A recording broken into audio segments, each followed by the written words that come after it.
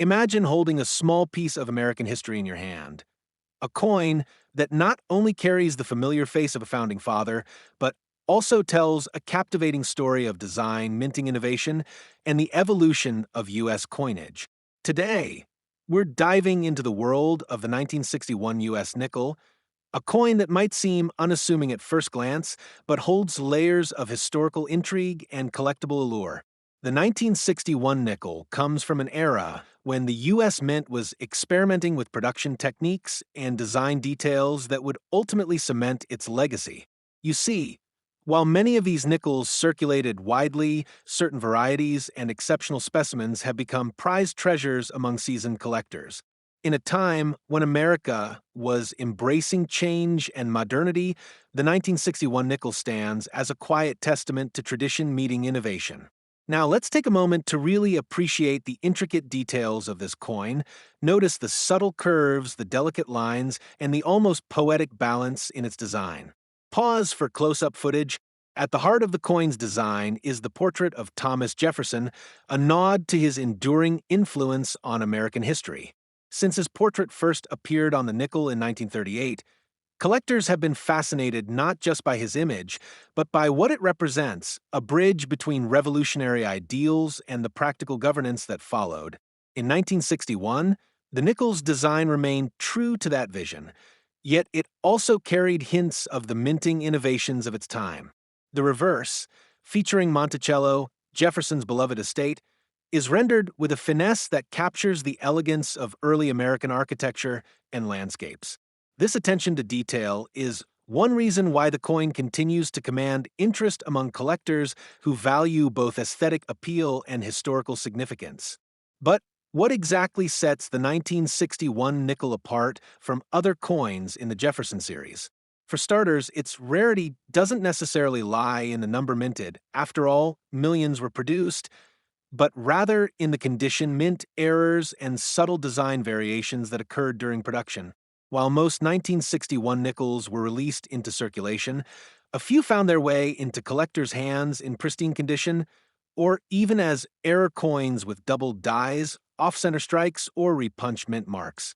These imperfections, paradoxically, can make a coin far more desirable. Imagine discovering one of these rare anomalies nestled among more common examples. It's like finding a hidden gem that has been overlooked by the masses. Speaking of anomalies, let's talk about the key identifying features of the 1961 nickel. The coin's diameter, composition, and weight are all standardized: a 21.21 millimeters diameter, a composition of 75% copper and 25% nickel, and a weight of 5 grams. However, subtle details in the die work and the sharpness of the details can be telltale signs of a coin's grade. For instance, collectors pay close attention to the crispness of Jefferson's portrait and the clarity of the lettering. Any signs of wear or cleaning can significantly affect a coin's value. And that's where condition-based value variations come into play. Coins that have been preserved in their original mint state with no trace of circulation wear can command a premium price that far exceeds that of their well-worn counterparts. Pause for close-up footage. Now let's shift gears and talk numbers, a topic that is as thrilling as it is vital for any serious collector. Over the years, the market value of a 1961 nickel has seen some interesting trends. While the vast majority of these nickels are considered common, those in uncirculated condition or those featuring mint errors have been known to fetch impressive sums at auction. Depending on the coin's condition and the rarity of its error, values can range from a modest premium for well-preserved circulated examples to several $100s for a coin graded in high mint state, and in some cases, error specimens can even climb into the high five figures. Auction houses and coin shows have repeatedly highlighted the 1961 nickel as a standout piece when the right example surfaces. It's a reminder that even coins we might pass by every day can hide stories of rarity and value that only time and careful collection can reveal. In the midst of market fluctuations and auction hammer drops, there are plenty of intriguing myths and stories surrounding the 1961 nickel. Some collectors talk about the ghosts of the minting process, the idea that in the rush of production, a few coins carried with them the spirit of an era gone by. Others point to the fascinating fact that a coin of such humble denomination can encapsulate the spirit of innovation and change in mid 20th century America.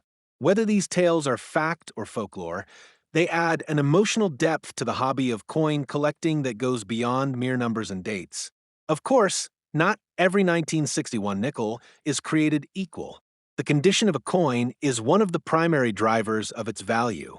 Coins that show minimal signs of circulation, often graded in the MS60 to MS65 range, are much more sought after than those that have been handled and worn over decades. Even within high-grade coins, subtle variations in luster, strike, and eye appeal can create significant price differences. For example, a coin that retains its original mint luster without any signs of cleaning is considered far superior to one that has been aggressively polished. Collectors often stress the importance of understanding the grading process and consulting reputable grading services before making any significant investment. This brings us to some practical collecting tips for anyone looking to add a 1961 nickel to their portfolio. First and foremost, authentication is key. Given the number of counterfeits and altered coins in circulation, it's essential to verify the coin's origin and condition through a trusted dealer or a recognized grading service. Look for reputable grading labels and be cautious of deals that seem too good to be true. Additionally, proper storage and handling are crucial.